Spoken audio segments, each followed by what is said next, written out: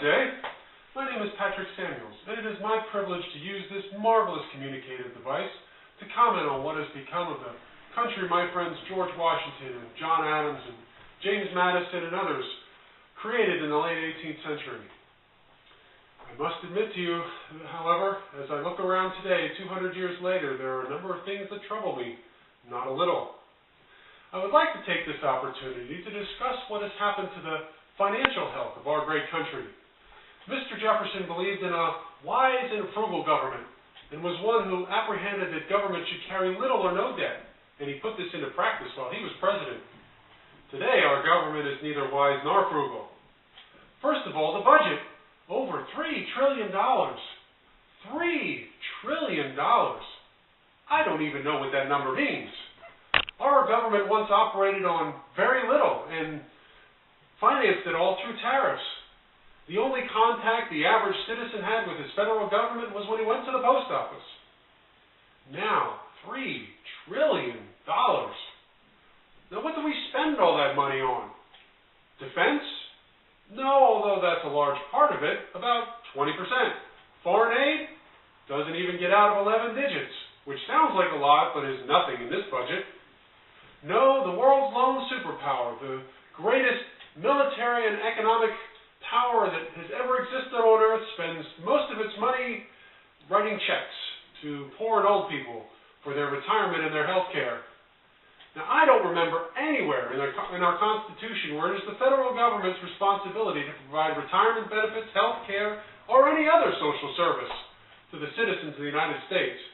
In fact, we designed the Constitution to protect us from a government that would try to take more money and freedom from us.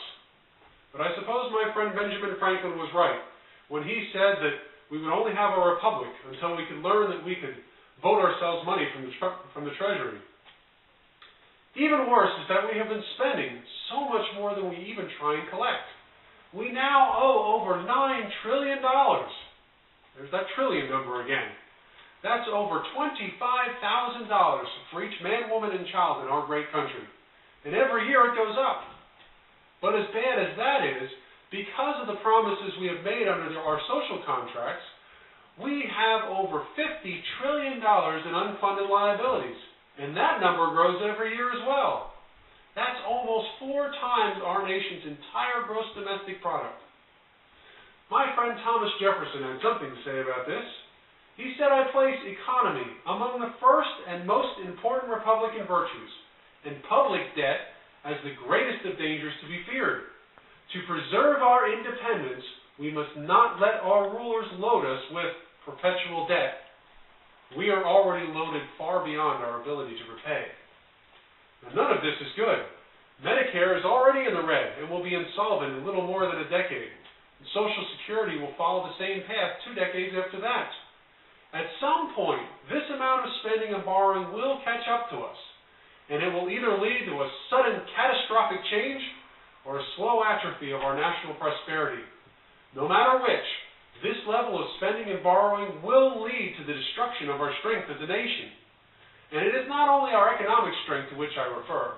For most of our history, Americans have been men and women who worked hard and took risks, reaping the rewards or suffering the consequences. But it was the struggle to build a better life for ourselves and future generations that made us tough and courageous and innovative. When things were bad, we looked to ourselves and our families, our communities, and our churches for strength and support. Charity was something to be accepted reluctantly, while giving charity was a duty to be engaged in cheerfully. Now, what do? We look to the government to fix our every ill, smooth out every bump, prevent every difficulty, protect us from every harm. To do this, we punish the successful among us, forcing their charity, so that we are provided with what we think we need. But what have we become in the process? We are immature, dependent children. Instead of providing for ourselves, we now assume that we are owed our provisions. We have traded our innovative, self-reliant spirit for one that helplessly looks to government to solve our problems. This negative change in our national character not only makes us ill-equipped to face the challenges that will try us in this new century, but we are funding it all on the backs of our children and grandchildren, leaving them worse off than we. It is sad to see how we have neglected the clear intent of our founding documents and common sense regarding human nature. We have become addicted to big government and the benefits it can give us, even though we cannot afford it, either morally or financially. Now, many have said that we need to reduce the size and scope of government, but politicians enjoy spending too much, and we gladly receive their largesse.